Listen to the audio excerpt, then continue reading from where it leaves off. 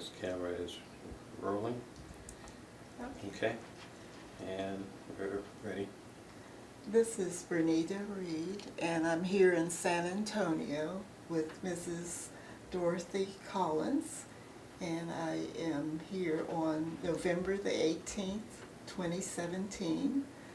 We're in a radio studio in San Antonio, and I would like to start with her introducing herself, telling when she was born and where she was born. Hello, I'm Dorothy Price Collins. I was born in Nacogdoches, Texas, which is the oldest town in Texas. January 19th, 1932. So I'm an octogenarian. That's wonderful. Tell me who your parents were. My father was Ennis Earl Price, and he worked at the sawmill. When I was born, lumbering was the chief occupation in Nacogdoches. And he was married to Jimmy Roberts, and she was from St. Augustine, Texas, just about 30 miles from Nacogdoches. Tell me a little bit about Nacogdoches at that time and the African American community. Was it a big community? Well, at that time, there were only about 13, I don't know, about 12,000 people, I guess, in Nacogdoches. I'm not sure in 1932, but I know when I left it was about 12,000 more. But anyway, it was a town that was segregated, of course. But we were taught to do whatever we needed to do, and we were always told to do the best that you can. And you can be whatever you want to be.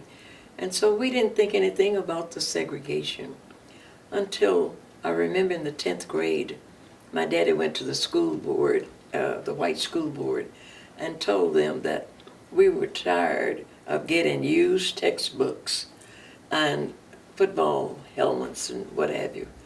And we would like some new things. But since I've been an adult, I have found out that that happened all over Texas. But we were not violent or anything like that. We got used to it. What did it take for your father to actually approach them about the textbooks? Well, Daddy's father was a preacher and a teacher. However, Daddy did not go to college, but he was a singer. And he could see the difference in what we were getting, used textbooks and all. But he didn't know that was happening all over Texas. And I told you, I just found that out when I became an adult and got on boards and what have you. And they would tell us what happened. What was the result of him approaching them about the textbooks? Well, I think all over Texas later, within a year or two, they started giving us new books. But that was in the 40s. Now, you said he was a singer. What did he sing? Quartet, like. And he used to sing by notes. I don't hear that anymore. You know, you could pick up a song, book, look at the notes, and you could sing that song. What was the name of the quartet that he sang with? Price Quartet, yes. Tell me a little bit about your family heritage going back. How far back can you go with that history? I can go back to my grandfather. My grandmother was dead because on my mother's side, and of course both the grandparents were dead on my father's side. But on my mother's side, I met my grandpa Eugene, and he was a laborer. He grew cotton and whatever and sold it. But he did well because in those days you had your own house. It might have been a shotgun house, but you owned that property along with the field and whatever in Sabine County up in East Texas. But my family was a working family. My mother had excellent work ethics, and I'll never forget them. Tell me when he was born, your grandfather. Do you know what year he was born? No, but I know in Cycle, Texas, I don't know now because I haven't been there in years. There was a marker on the church that said James Price was the preacher there as well as a teacher. But my grandfather on my mother's side was a farmer. Were these both former slaves? No, no.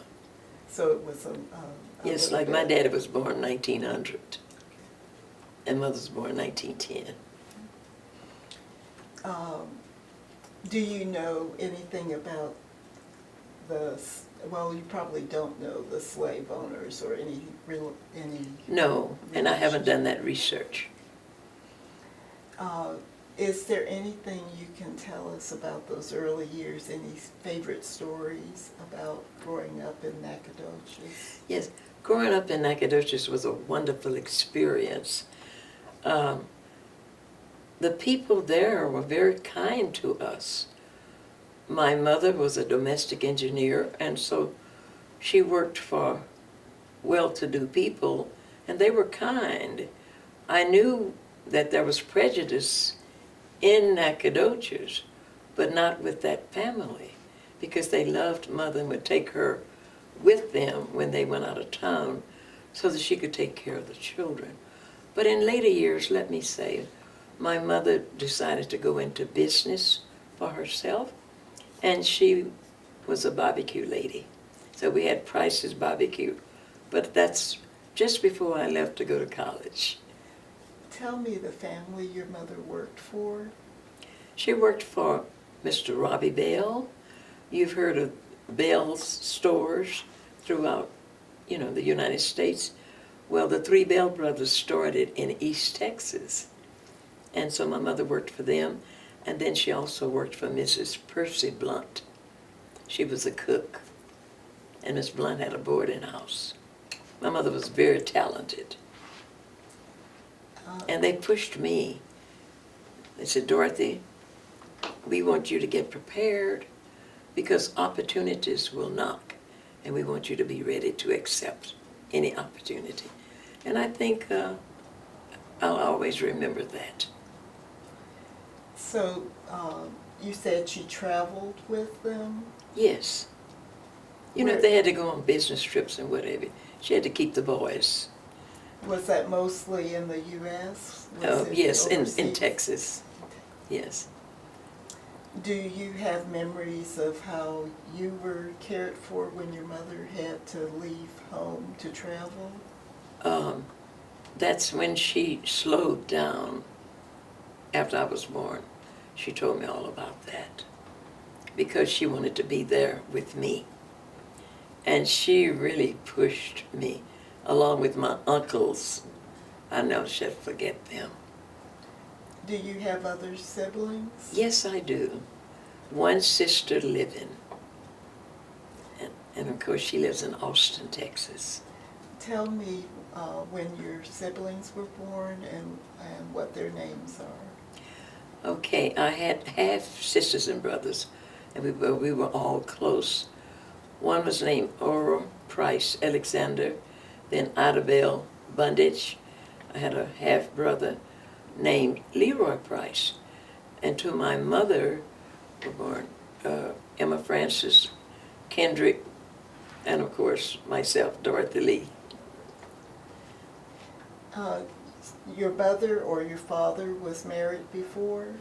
My father, Your father? yes. What And was- his wife died. And he met my mother and married her. Do you know the name of his first wife? No. And tell me a little bit about it was your grandfather that had the church? Or that Yes, was... that was my daddy's father, my grandfather, James Price. What was the name of that church? I don't remember. But there's a marker there, so There's a we can marker, find that. yes. Did you grow up in a church? Oh, yes, doing a lot. I used to sing. I can't sing anymore. But I grew up in Little Zion Baptist Church in Nacogdoches, Texas.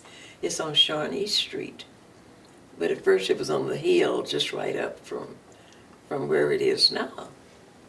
And I went there, and I was always speaking. You know, I went to circle meetings, mission meetings with the older people. That's the way a lot of us did. So we were brought up in church. But I'll never forget my teachers in Nacogdoches. They were wonderful. Tell me a little bit about the segregated schools that you went to. What were the teachers like? The teachers cared in those days. We might not have had a telephone a long time ago. You know, that's been a long time. You think I'm 85, of course, and so you know that's a long time ago. But anyway, you would think about how they would visit your home. They didn't have to visit mine too much because I didn't get in trouble. I was always a little leader. I enjoyed those things. But they were concerned, they cared, and they would always say, I want you to study. And you know, I hate to say it because we're being televised, but recorded, shall I say, our conversation. But I'd like to say, that's one reason I don't use the word y'all, because my teachers said don't use it. It's a Southern slang. Just say you and don't say y'all. So when I hear the word y'all, I do this. They taught us a lot of things, and they cared about us. That's what I remember. Did your teachers also belong to your church? No, they were scattered, different churches. And did they discipline? Did they? Oh, yes, they disciplined us, yes. Yes. In what way? And, oh, they would use a paddle. And if you did something wrong, you got paddled. But you didn't think anything about it because you knew they cared about you and they wanted you to be on your best behavior. So you can appreciate a person like that. We didn't go around raising our voices at our teachers because had we done that, when we got home, we were going to get another whipping. So I think those of us from Nacogdoches in those days were very well disciplined. And we didn't fight on the campus. Very well mannered. We were taught to have manners. I miss Nacogdoches, but I love here.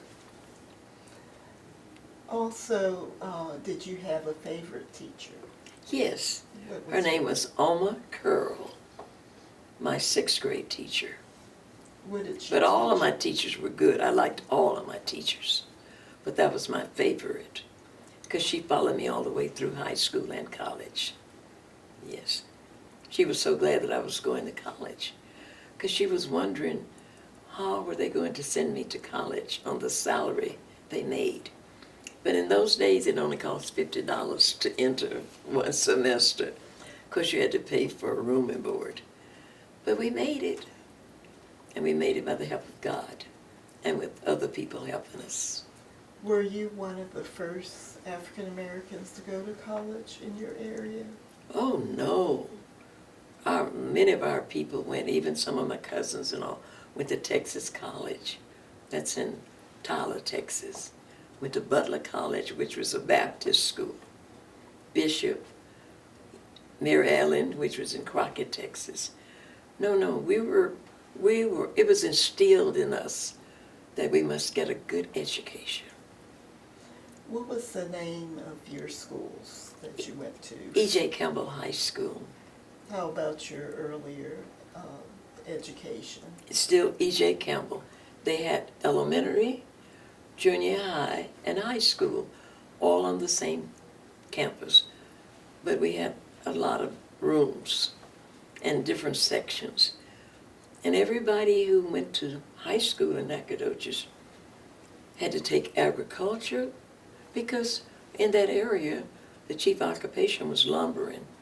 Or you had to take home economics for 4 years, food 1 year, and 1 semester, and clothing the next semester.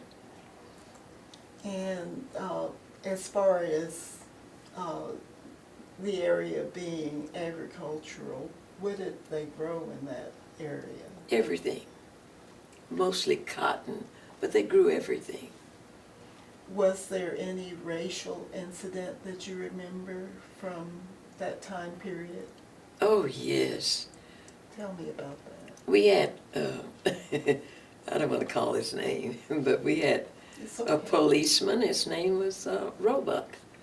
But he wasn't really that mean, but he had to put up a front for the people. I found that out later, that he didn't care too much for us. And I remember right after the W-2 people went to Nacogdoches, and we had a CC camp there. A guy came back who had lived in Nacogdoches and had moved to Houston in a convertible. And I remember somebody cut his tires and then told him to get out of town. But that thing changed.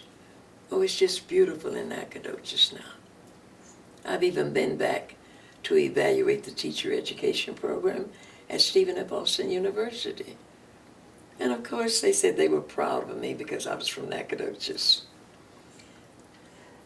Those young people didn't know that we were segregated then. When I'd go to the bus station, there was a sign, water, colored, and white. And you'd better not drink water from there. And I could be riding the bus, and those two seats right in front of that last row could be open, but I couldn't sit there. I had to sit right there. And on the way back from Houston, we'd always stop in Trinity, Texas. Livingston, Texas, I'm sorry. I always enjoyed stopping there, even though we had to go in the back to get our food. They had a black cook, and she always took care of us and gave us big hamburgers. So we were used to segregation. We didn't think anything about it because we knew everybody did not hate us. It was just something that was going on. Were there any Klan activities in that area? No, we don't know about any Klan activities. How about any lynchings in that area? No, no. And And Nacogdoches, we sort of stayed to ourselves, and we had a lot of fun together. We had a big auditorium that they built for us, so that when they wanted to have those singing conventions, the Quartet conventions for the blacks, they could go to our auditorium. Big auditorium in Nacogdoches, Texas, at E.J. Campbell High School. and your, Now the alumni has bought the property. and your father performed in this? Was it your father had the quartet, was in the quartet? No, it was my father who went to the school board in Nacogdoches, Texas in the 40s and told them that we were tired of using those things. But like I told you, that was happening all over Texas, but we didn't know it. Getting used textbooks, it might have happened in Carolina. It happened everywhere. I'm trying to remember who you said was a member of the Price Quartet. My father. It was your father. Yes. And he performed At black churches and black whatever, churches. yes. Where did you go to college? Texas Southern University in Houston, Texas. I was a majorette. I gave it up after one semester because I had to work. What year did you enter college? 1949. And what is your first memory of arriving on campus? All the people there were very friendly. And it's not like Texas Southern University now. We just had Fairchild building, another big building, canteen, and some classrooms. And what the people call barracks, we had a lot of those where we had classes. But those teachers there cared about us too. They really helped us. And at that time they had open enrollment. In other words, you didn't have to take an examination to enter college there. Were the barracks left over from World War II? I don't know where they got them from, but I heard that they were army barracks. I really don't know where they got them from. They could have built them or something, but they were there when I went there in 1949. And I graduated in 3 years, 1952. And what was your major? Elementary education with a minor in psychology. What was your experience like in learning on that campus, and did you have favorite teachers? Well, I liked all those teachers. They were nice. But my favorite experiences was just meeting people. I've always been a people's person. And everybody there was just so friendly. And we go out on the campus and sit on the grass and do different things and talk. Just had a lot of fun in those days. And they were pretty strict.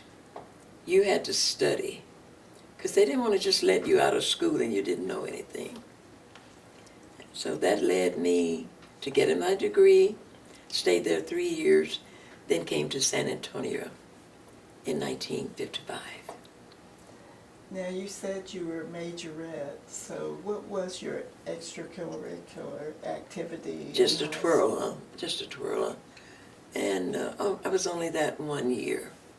1 year. Did you have other hobbies growing up? Other things that you enjoyed? Singing and participating in plays, high school plays and so forth. Do you remember any plays that? The Red-Headed Stepchild. I remember that one so vividly. What role? And I was the red-headed stepchild, and they had a wig on that was red, with red hair. It was about somebody being mistreated, and that you shouldn't mistreat a stepchild. We had a lot of plays. Yes. Do you think that taught you something special, having performed on a stage? Did that prepare you in a certain way? Yes, it prepared me to not be afraid to speak before people. And so I've done that through the years, and I'm still doing it. Yeah. Tell me what you did after you left college, and was there someone special during these times that you want to talk about, people that you met? Oh yes, I met a lot of people in Houston. And when I came to San Antonio, I visited 2 churches. And then I decided I wanted to join Mount Zion First Baptist Church. Reverend Claude Black was the pastor then. But then I met a lady named Artemisia Bowden. You might have heard a lot about her.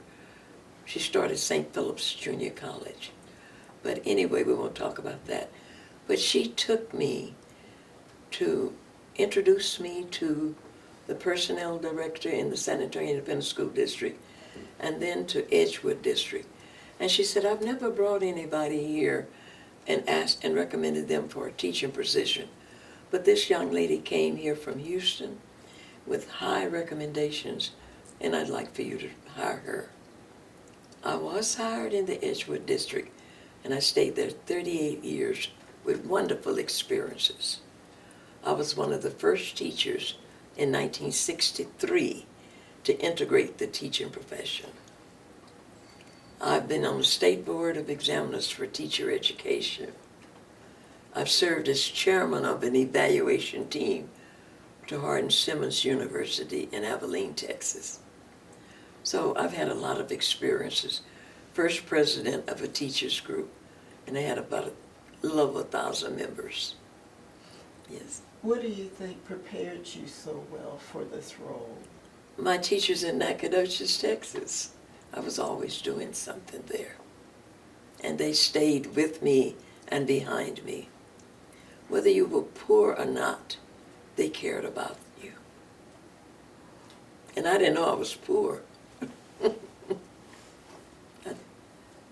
But I was rich with experiences, good health, good friends, good people who cared about me, all in the neighborhood. They cared about you. Now, I know that everyone probably didn't excel as well as you did in that environment. Oh, some excelled better. I had a cousin to become a dentist, and a lot of doctors, and then One of my classmates went out to California and he did well. His name is Willie C. Garrett in mathematics and so forth. Oh, Nacogdoches put out a lot of good students because the parents, the teachers cared, the parents cared. I don't know of any parents who abandoned their children. They cared. And they went to the school. They wanted to know, how can I help my child? And if they didn't know how to help us, they were concerned and they would talk to the teachers. Have you heard what happened after integration to that system? What, In Nacogdoches? In Nacogdoches. Oh, they closed Nacogdoches High School. And so they only have one high school that I know of there. And that's the same high school, Nacogdoches High School, integrated. But they closed E.J. Campbell High School. That was our only school. But now they have 2 schools named after two of the black teachers in Nacogdoches. were these your teachers? Yes, Mrs. Brooks and Mrs. Emmeline Carpenter. Mrs. Carpenter was my 2nd grade teacher. And she has a niece who lives here in San Antonio. And her husband was a rector at St. Philip's Episcopal Church. Yeah. What else do you know about the integration period in Nacogdoches and how it affected the students? I don't know about Nacogdoches, but I can tell you about San Antonio. Okay. Let me start with what brought you to San Antonio. I was at Texas Southern University, and there was a guy named Alexander Clark who was in graduate school there. And we stayed at the same boarding house. When I was first at Texas Southern, we did not have dormitories. So we stayed right next on Tower West Street, right next to the university. And his wife would come and visit him, and we'd have dinner together or anything together. And she said, if you ever want to go to San Antonio, we'd love to have you. And so Evelyn and Alexander Clark are the reason I'm here in San Antonio today. Alexander is still alive. He's 90-some-odd years old. And I'm so glad they invited me here because I have really enjoyed living here and a lot of experiences, good experiences. Where did you live when you first got here? I lived on Spruce Street on the east side. When I first came here in 1955, most of the blacks lived on the east or west side. Can you pinpoint the exact location on Spruce Street? Oh yes, 208. And at what point did you meet your husband and get married? I met him about just a few months after I'd gotten here. And I said, oh, I don't want to talk to him. And the lady said, he's a nice fellow. I'm glad she told me that. I stayed married to him 38 years. He transitioned in 1994. Yes. How did you meet? Do you want to tell that part?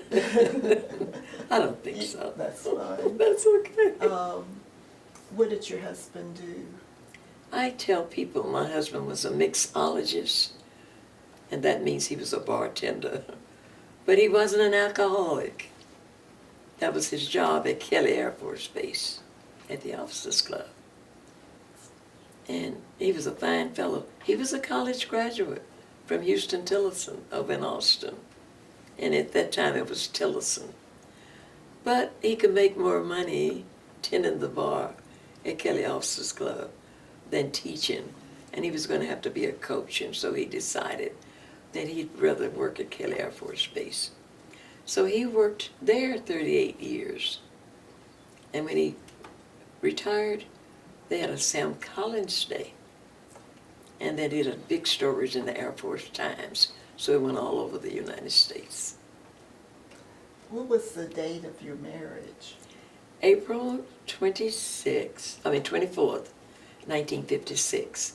So you see, I wasn't here long before I got married. And do you have any children? No, but I have stepchildren, and I'm so proud of them.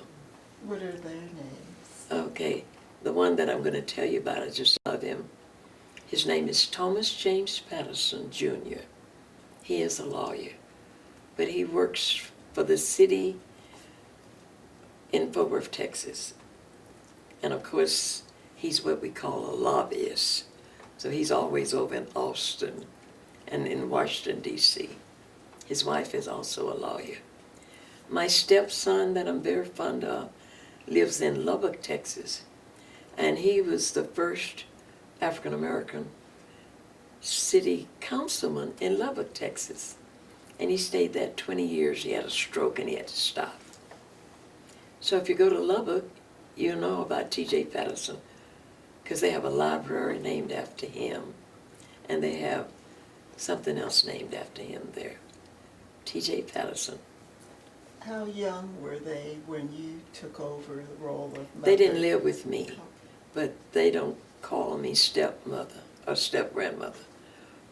When they did an article for his birthday in June, and I flew out to Lubbock, I told her to please put in the paper, I'm his stepmother. And so they have to accept I'm the stepmother. They just don't like the word step. They want to respect me as a mother. Yes. And what can you tell me? Any favorite stories of your husband, or any favorite stories of those early days? Oh yes. My husband loved to travel, and so during the summer he'd make sure his vacation would coincide. We used to be off like 3 months, but not anymore. And we'd go places with other couples. And I didn't know Sam was always talking about me, and he was proud of what I was doing and so forth. And they started telling me, Sam just loves what you're doing. So what I'm saying is, if you're married, you two should try to do things together and trust each other and have fun together. Because you don't know, one day, one's going to leave the other. Tell me more about the education system here in San Antonio and your role in it. And Okay. In San Antonio, we have 16 school districts. It is very unique in Texas. Houston has only one school district, Dallas, Fort Worth, but San Antonio has 16, along with the 3 military school districts. You can ride from here and go to 24th Street. One side of Our Lady of the Lake University is on 24th Street, and it belongs to San Antonio Independent School District. Across the street, we have Edgewood District. And Edgewood is sort of boxed in, 13 square miles. And you go to Callahan Road, start on one side is Edgewood, cross over the street, and it's north side, beginning of north side. So, long time ago, San Antonio Independent School District was the largest independent school district in Bexar County. Edgewood was second, north side third. It's not like that now. North side has the largest student enrollment. It's number 1. And Edgewood is like 14th or 15th. People have moved out. But it's a place where I loved. We're like family in Edgewood District. And that's where I taught one of my famous students. But I love all the students now. But Gloria Estefan is one of my famous students who recognized me all the time and has honored me here in San Antonio. tell me about that event. Oh, well, she surprised me. I was invited to go to Winston Elementary School, where I taught her. Her father was in service. So when I went to Winston Elementary School, they had me to go early. I knew something was going on because somebody from New York called, "Mrs. Collins, you must go to Winston School. They're planning something for you." So I said, "Okay, I'll be happy to go." And they said, "You must go at 9 o'clock. I got there about 8 something. And I waited and I saw all these cameras and newspaper people. I didn't know what was going on. About 10 o'clock, in walked Gloria. But while I was there, the newspaper article tells you, I was pacing the floor talking to the students who were in there and other people. It was really a good homecoming. But even at her concerts, she has introduced her first grade teacher, and I'm the one. Yes. So we're on YouTube. What was the influence that you had on her? What did she say? She said that I taught her how to love people, and I taught her English. That was the main thing. You see, in 1963, they didn't have pre-kindergarten and kindergarten. So the students came to you in the first grade. And that was our first year integrating teachers. Only 2 of us were sent away from Lincoln, which was predominantly black school. And I went to Winston, which was right there at Kelly Air Force Base. And she came to me in the first grade. And that was my first year teaching first grade. I had taught the older children. And of course, you know, I wanted my children to be smart. And I didn't believe in them sleeping. Like in kindergarten, I'd heard the private kindergartens, kids had to rest and all. I would tell my children, "You've rested enough. Let's be enthusiastic." And then we had to say that. And then I say, "Let's get to work," and they would really work. It was a good experience. The military people did not say a word. They sent us to really see, I guess, how integration was going to work of the faculty. We didn't have any problems. Out of all the school districts in Bexar County, in 1963, only 2 school districts integrated the faculty.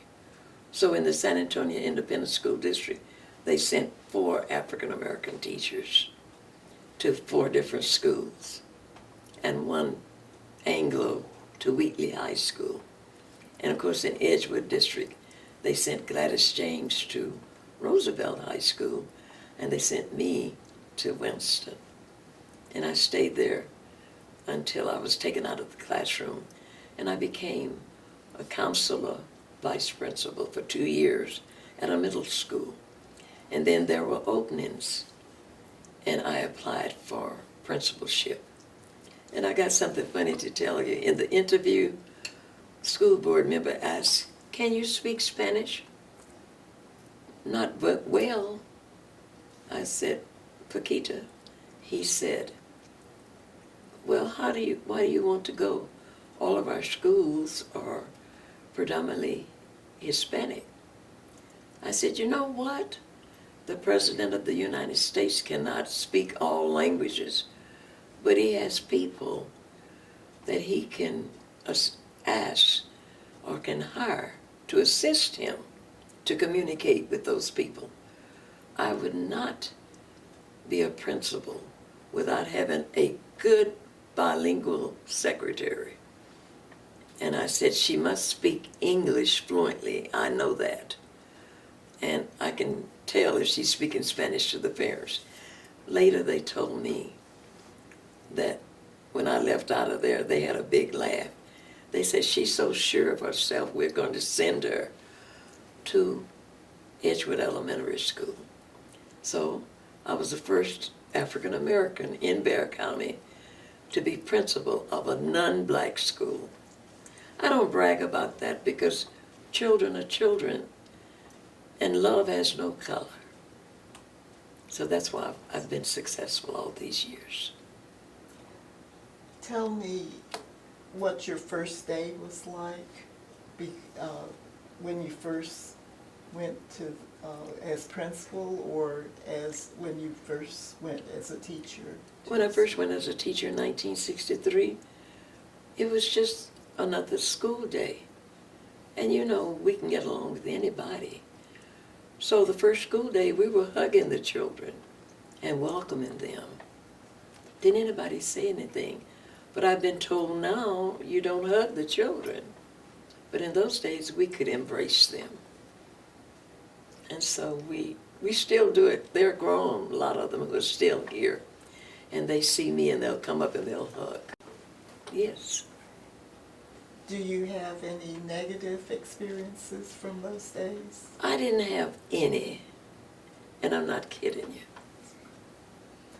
Tell me about your other involvement, your civic involvement in Oh. this community. I'm a member of the National Coalition of 100 Black Women. Excuse me, it's an advocacy group for women. I'm a member of the National Council of Negro Women that Mrs. Bethune started. NAACP, I am the parliamentarian as well as the membership chairperson for the San Antonio branch. I have been on the Ella Austin Community Center board. I've been on a lot of boards. I've been on the Mayor's Commission, the Status of Women, parliamentarian of that group, secretary of that group, and then I was inducted into the San Antonio Women's Hall of Fame in 2004. And now I'm back on the board.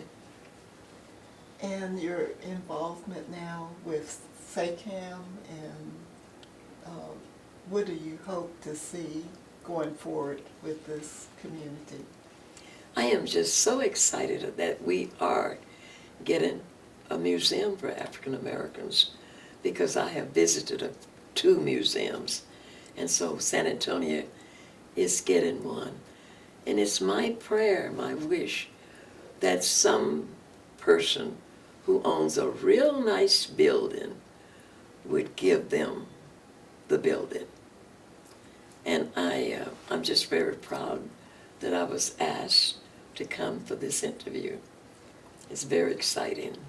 And I could go on for a long time to come, but I realize that time's limited. Yes. But is there anything, closing thought, anything that I didn't cover that you would like to say? No, there are just many things that I've been involved in, but we don't have time to No, talk about please, those. Briefly, No. just. Like El Austin Community Center, been on program review committees for the United Way.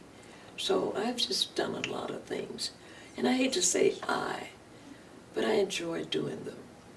And even at 85 years old, I thank God for letting me still be mobile and in my right mind. Thank you so much for this. It's been a time. pleasure. I've It's been- enjoyed getting to know you, and we will go forward from here and see where it goes. Thank you, and I'd like to tell you one little thing. I always like to say, if I can help somebody, then my living shall not be in vain. And I always paraphrase what the lady from Washington, D.C. area said about service. I love service. I'm paraphrasing it by saying, service is the rent we pay for occupying this space on earth. I love service, and I'm trying to pay my rent. Beautiful. Thank you very much. Thank you. Okay. Okay. Thank you. We are rolling. Okay. I'm back Yes. with Mrs. Collins, and we wanted to add on another committee that she is involved with. If she can just start telling about that. Yes, I was involved with the City of San Antonio Martin Luther King Commission, Dr. Martin Luther King Commission, for over 15 years. But 8 of those years, I served as chairman of the scholarship committee, and it was a wonderful committee to work with, and great experiences. And we gave scholarships to at least 20 students from throughout Bexar County annually. Were these to go to college? Yes, yes. It's scholarship assistance, yes. We And present them before at City Hall, yes. how did you fundraise for that? Different people will give us donations. And I hate to start calling names because I'll forget some of the corporate sponsors. But now it's on a higher level. Somebody is over it now. I've been retired from it 2 years. And tell me about the MLK Day. The MLK Day is the largest march in the United States. They have over 100,000 people who come from all over the world, all over the United States we know, to march that day. And then we have a commemorative program. And I want to tell you something. In 2016, I received the Baja Humanity Award. That award is given to people from that faith because of unifying races. And that's what I try to do, unify people. And that means a lot to me. And just in October of this year, I was honored by the San Antonio branch of the NAACP as a humanitarian. And so I'm really proud. What is your involvement with the march, MLK Day march, becoming so large in this area? Oh, people believe in Dr. Martin Luther King and what he stood for. And we really come together. And I have a book I'll show you after this interview of many activities that go on. And we have a lot of activities, and people enjoy them. And we end the march, and then we go to the Pittman Sullivan Park, and that's where they have the program. Thanks for listening.